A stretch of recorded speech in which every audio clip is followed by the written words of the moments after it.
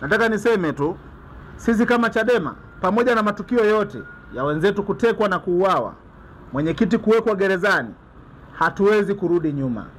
Tutaendelea kufanya mwendelezo wa kuendelea kuishusha hii elimu ya hakuna mabadiliko, hakuna uchaguzi. No reforms, no election ni msimamo wetu. Na nafikiri ninyi mnakumbuka kwamba mkoa wa Mbeya tulipata bahati ya kuzindua operesheni hii. Tuliizindua operesheni hii mkoa wa Mbeya, lakini bado hatujaanza kuishusha chini kwenye majimbo. Ingawaje tulipata bahati ya kufanya mikutano kadhaa. Tulifanya mikutano Rungwe, Kiela, tumefanya Chunya, tumefanya Mbeya vijijini, lakini sasa tunakwenda kufanya maandalizi. Tutakapoketi na baraza langu la uongozi mkoa pamoja na kikao cha mashauriano, tutashauriana namna ya kuizindua no reforms no election ndani ya mkoa wa Mbeya. Kwa hiyo hapa haiishi mpaka iishe, panachafuka tena. Tunajipanga kushusha hii elimu kwa wapiga kura. Tunaposema kwa nini hatuendi kwenye uchaguzi, tunapaswa watu waelewe. Hata mimi natamani, na wanachunya wanasema unafaa kuwa mbunge, nakubali. Lakini siwezi kwenda kugombea ubunge kwenye tume hii ambayo ina ujanja mwingi. Nilimsikia mtu mmoja jana anasema anaenda chama fulani cha Zambarau eti kwa sababu anataka akawajaribu CCM. Hivi CCM ni ya kuijaribu? Unaweza ukasema kwa siasa za nchi CCM unaijaribu? Hawa watu wameiba uchaguzi wa 2019 wa serikali za mtaa. Wameiba uchaguzi wa 2020. Wameiba uchaguzi wa 2024. Tulikuwa tuna matumaini 2024 ameingia Rais Samia na 4R, tukazani kutakuwa kuna mabadiliko. Lakini kumbe CCM hawabadiliki wanapohitaji madaraka, ni wale wale. Leo kuna nini mpaka mtu anasema anataka wajaribu tena CCM? Kuna kitu gani ambacho CCM hawajakifanya ambacho kituonesha Watanzania kwamba CCM wana nia njema? Mwingine atauliza na atazungumza habari ya tume inayoitwa huru huko haiko huru. Hoja ziko wazi ndugu zangu. Hiyo wanayoita tume huru bado imekataa kutoa majibu ya ibara ya 41(7) ya katiba kwamba matokeo ya urais yanatakiwa kupingwa mahakamani. Bado mpaka leo kipengele hicho hakijarekebishwa. Sasa hii tume ina uhuru gani? Mnaingia kwenye uchaguzi ambao mnakwenda kumpambania mgombea wenu wa urais, lakini hawezi kupinga matokeo ya rais wa CCM aliyetangazwa na tume. Kwa sababu hiyo tume actually imejiandaa kumtangaza rais wa Chama cha Mapinduzi.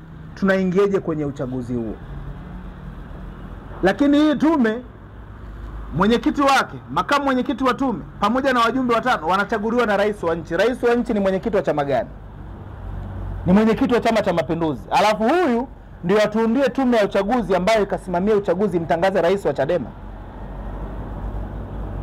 Makada wote tume imeeleza kiujanja. Ukisoma hiyo tume wanaosema wamefanya marekebisho, mara sio wakurugenzi, imezungumza watakaosimamia uchaguzi wa ngazi ya jimbo, watakaosimamia watakuwa ni viongozi waandamizi wa jimbo. Sasa nataka mnieleze viongozi waandamizi wa jimbo wanaozungumzwa ni wakina nani?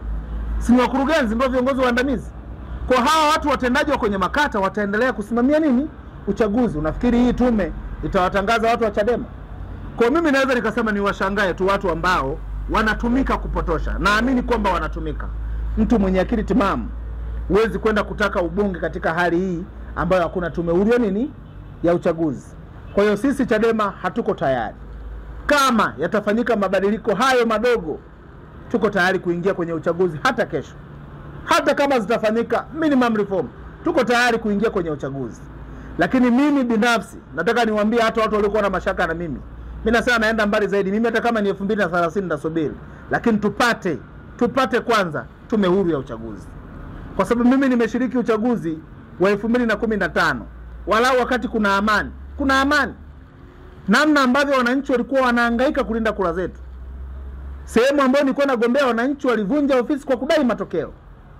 Wananchi wale wamepata kesi pamoja na mimi, tulikaa mwaka mzima tunahudhuria mahakamani ndio kesi inakuja kuisha. Hayo madhara ambayo wananchi wanayapata baada ya uchaguzi nataka yaendelee.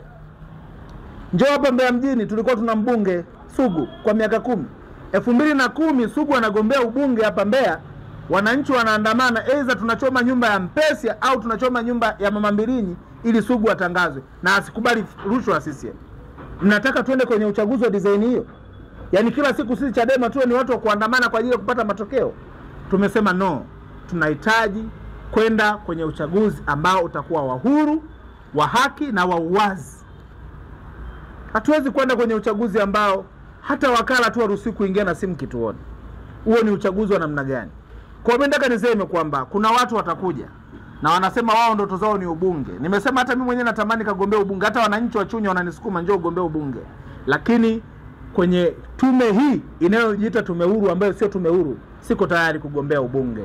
Niko tayari kuendelea kuwaelimisha Watanzania kwamba kwa nini hatupaswi kuingia kwenye uchaguzi usio huru na haki.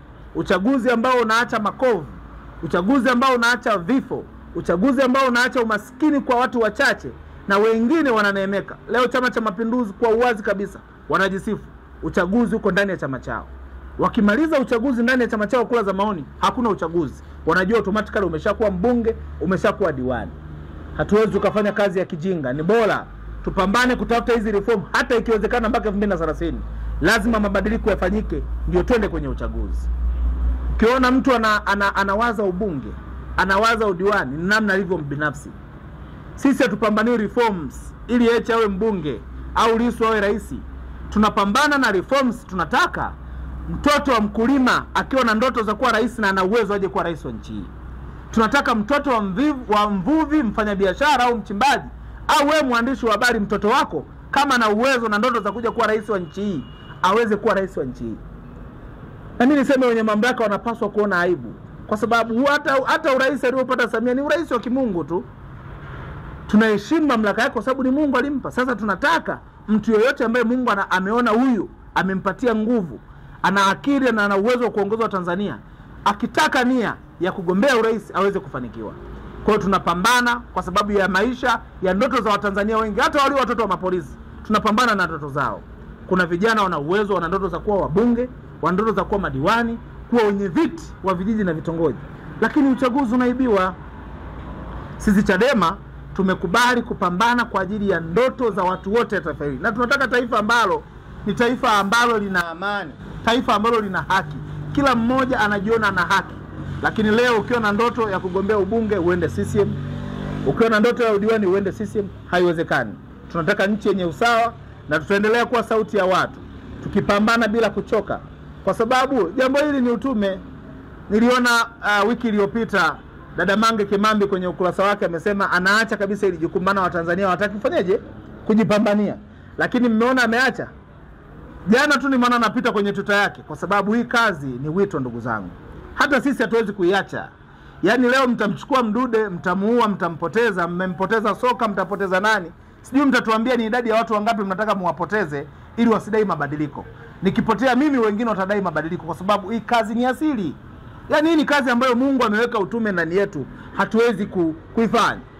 Na tunajua ndugu zangu kwamba kwenye kazi hii tunapitia jukumu gumu la kuwa na watu ambao wanapenda madaraka. Kuna watu wameingia Chadema kwa sababu ya ubunge, wameingia Chadema kwa sababu ya udiwani, aidha ubunge vitumaru au ubunge kugombea jimbo. Mnafikiri leo akikosa ubunge hao wanafanyaje? Nimesikia kuna chama cha zamani kilichakachaka wamekimbilia huko, na leo kuna wengine wanapokelewa huko.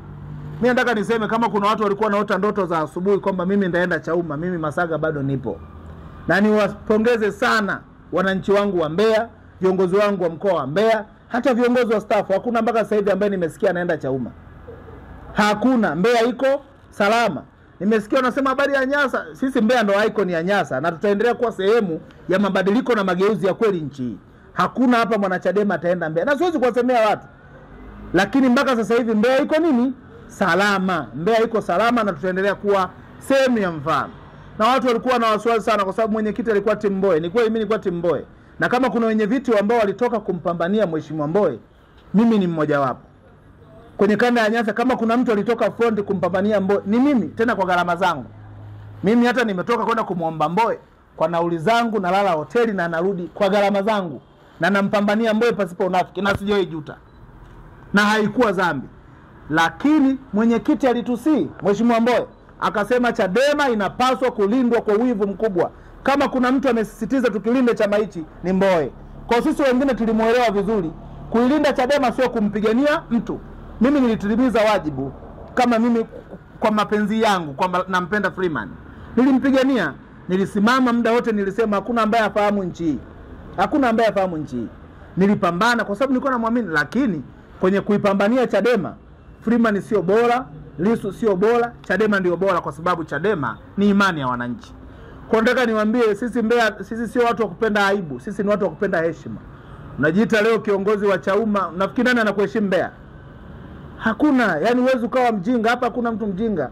Watu wa Mbeya wanajielewa, watu wa Mbeya wanajiheshimu, wanajua wanachokipigania. Kwa hiyo mimi siwezi kuwaangusha wana Mbeya. Na huwa nawaambia watu wengi sana, wanasahau nafasi tulizopewa ni nafasi ambazo tumepewa kwa sababu Mungu ameruhusu tuwepo hapa.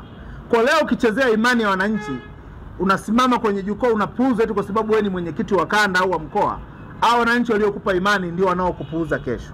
Kwa hiyo sisi tutasimama na wananchi ambao wanasema wameona madhara ya uchaguzi, ndio maana hawezi kuingia. Kwa nini? Lazima tuwe wa kweli. Unataka kuingia kwenye uchaguzi upi? Hawa Tanzania hawa wamechoka kupiga kura, kwa sababu wanapiga kura wanayemchagua hawatangazwi.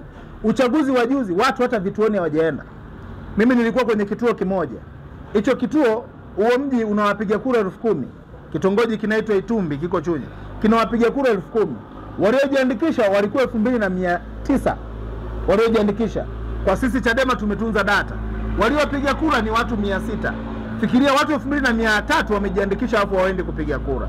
Watanzania sio wajinga, wanajua kwamba CCM wanaiba uchaguzi. Wamekata tamaa. Tunataka turudishe taifa ambalo mtu ataona kupiga kura ni haki yake ya msingi, kugombea ni haki yake ya msingi, na atakuwa na uhakika na kura yake. Akimchagua mtu atakuwa na hakika atatangazwa, akienda kugombea atakuwa na hakika kwamba atatangazwa, kwa sababu kuna chombo huru ambacho kinasimamia zoezi la uchaguzi. Kwa nataka niwaambie ndugu zangu, hapa hakuna anayeenda Chauma si cha mama. Hapa habari ya mjini no reforms, no election, na tutaendelea kuipambania kwa wivu mkubwa. Na kuna habari zinazuka. Mimi nataka napenda sana kuzungumza ukweli ili kuwafahamisha watu, na ikiwezekana kukiponya chama chetu. Kuna watu hawajui, kuna mambo yanazungumzwa. Alizungumza mheshimiwa juzi, nafikiri mheshimiwa Bol. Kuna mambo yanazungumzwa. Mimi nilikuwa timu Mbowe ndugu zangu. Mnajua namna ambavyo nilishughulika na timu Lissu nilipokuwa naishughulikia. Bila kificho kabisa. Nimepambana nao. Kati ya watu ambao walikuwa wanapigana kwenye timu, mimi nawapigia simu waliokuwa wanaongoza timu wakina Dan, nawaambia twendeni tutoke tuseme. Tusikae kimya, nilikuwa ni mimi. Na mimi nilikuwa naita vyombo vya habari, hata wao siwaambii, nazungumza nasema, kwa sababu tulikuwa kwenye mashindano ya uchaguzi wa ndani. Mimi nilitumia nguvu zangu nyingi, na ndio maana hata sikujilaumu tuliposhindwa, kwa sababu nilifanya kazi. Lakini kwa bahati mbaya kuna watu hata hawakufanya jukumu lolote, leo anageuka eti kuwa na uchungu na Mbowe kuliko sisi. Mimi nimekaa Dar es Salaam siku 3, nimeenda mpaka nyumbani kwa Freeman. Tumekaa kikao tunazungumza baada ya kushindwa ule uchaguzi. Tulikuwa tuna makovu, lakini lazima maslahi ya Chadema yaende nini? Mbele. Tumefika hapa, tumezindua kampeni ya no reform no election. Nimehakikisha mkutano unafanyika wapi? Mbeya. Watu wakatengeneza propaganda, huyu mwenyekiti ni timu Mbowe, mkutano utafanyika Mbeya. Mkutano ukufanyika. Mikutano ya Mbeya imefanikiwa. Sisi tunaipenda Chadema, hatumpendi mtu. Watanzania wanaiamini Chadema. Uwezo kaleta mchezo kwenye chama. Sasa unasema Lissu, mheshimiwa Lissu, mheshimiwa Heche ni watu wabaya sana, wanyanyasa watu. Mimi nataka nisema haya ni maneno ya uongo sana. Inawezekana kwenye hizi timu kuna watu wabaya, wapo kweli, wapambe. Wapo, ni jambo la binadamu. Kuna wapambe wa Heche, kuna wapambe wa Lissu. Lakini mimi nasema na hapa mbele za Mungu, kama kuna mtu mwema, Lissu ni mtu mwema sana. Tumekaa hapa, nimempokea mheshimiwa Lissu, amenikumbatia, aliniona na alikuwa anajua nilikuwa nampiga misumari. Mheshimiwa Heche, tumemaliza uchaguzi siku ile, wajumbe wengine wamekimbia, mimi niliondoka mapema, lakini kwenye baraza kuu nilikuwepo. Kwenye kudhibitisha wajumbe nilikuwepo. Sikukimbia, nilikuwepo. Wamemaliza, tumeenda kukumbatiana na mheshimiwa Heche na mheshimiwa Lissu. Nikiwapongeza, ndio siasa na ndio komavu. Sasa unasemeje hawa watu ni wabaya? Wamekuja hapa, mimi nimefanya kazi na Heche siku 3 za kwanza tukiwa hapa mkoani Mbeya. Ameondoka, ameenda Njombe, amerudi tena baadaye kutoka kusini. Nimekaa naye mheshimiwa Heche hapa siku 2. Tunazungumza naye, hana shida. Na tunapeana na dili zingine. Unasemeje huyu mtu mbaya? Hakuna mtu ambaye aliniuliza wewe ulikuwa timu Mbowe. Haya maneno yanatoka wapi? Ametoka mheshimiwa Lissu Sumbawanga. Nimeenda naye, nimemuomba mkutano wa Chunya ukuepo. Amekubali, kanipa ushirikiano. Tumefanya mkutano Chunya Makongos. Tumerudi hapa na mheshimiwa Lissu, tumekaa mpaka saa 8 za usiku Desderia. Tunafanya mkutano mchana, Sugu ananitania na saa kaka umebadilika haraka. Namwambia hii ndio Chadema ambayo watu wanaitaka. Anasema mimi mwenyewe nimeshangaa. Lissu ni mtu mwema sana na ana roho njema. Nimefanya naye kazi Nkasi huko, tumeenda mpaka wapi, Sumbawanga. Mwenyekiti hana noma, shida ni wapambe. Sasa sisi unaondoka Chadema kwa sababu ya wapambe. Hata tungeshinda timu Mbowe, ukweli ni kwamba kuna watu ambao ni wapambe ambao muda wote wanataka wawe pembeni ya bosi. Lakini kuna watu ambao tunajua jukumu la uchaguzi likiisha tunakwenda kupambana pamoja kama chama. Kwa nataka niwaombe wa Tanzania, ukiona leo mtu anatengeneza propaganda, anatafuta uhalali wa kutaka kuondoka Chadema, lakini nawahakikishia wa Tanzania na niwatie moyo, Chadema haitakufa kwa sababu ni mpango wa Mungu. Sisi tutakufa, lakini kama kusudi la ukombozi wa nchi hii linabebwa na Chadema, litafanyika na Chadema wenyewe. Haiwezi kufa na haiwezi kuondoka mpaka tuhakikishe tumechukua dola hii. Kwa hiyo leo hii ukiona kuna propaganda za watu wachache si wanaenda Chauma, nataka niwaambie tu muwapuuze. Wana haki hiyo ya kikatiba. Lakini hapa hata wanasema leo wanapokea 3,000, lakini hata kama wataondoka, hii Chadema ina wafuasi mamilioni kwa mamilioni. Wengine wako ndani ya Chama cha Mapinduzi. Na nataka niwaambie wapo hata wana sisi wananipigia simu kwamba Komaeni hakuna kuondoka. Ukitaka kupumzika si bora uende sisi, mnaenda Chauma. Kwa ndugu zetu wale wanapoteza muda, wengine tunawaonea huruma, tuliwaamini ni mabinti, tuliwaamini watu wakapewa heshima ya kugombea, lakini wamepuuza kwa sababu tunajua si wao, ni tamaa. Kila mmoja kwenye siasa amekuja na matamanio yake. Mwingine anatamani ubunge, mwingine anatamani udiwani, na wengine wanatamani ukombozi wa kweli. Wengine wanatamani nchi yetu kuwa kuna unafuu wa maisha. Nchi hii ndugu zangu inaelekea pabaya. Nenda maeneo leo ya uchimbaji yameshikwa na Wachina, Wachina wanaendesha maguta, wanaendesha bodaboda. Njoo hata Mbeya mjini unakutana na Wachina wanauza popcorn, wanaendesha magari. Ajira za wazawa zimevamiwa. Nchi inauzwa. Sasa kwa sababu ya mambo haya ndio maana wengine tumekubali na tumechagua wito huu wa kuufanya. Na hatutaufanya kwa kuchoka, tutaendelea kupambana kwa sababu tunajua jukumu hili ni la kimungu, tutaendelea kulipambania.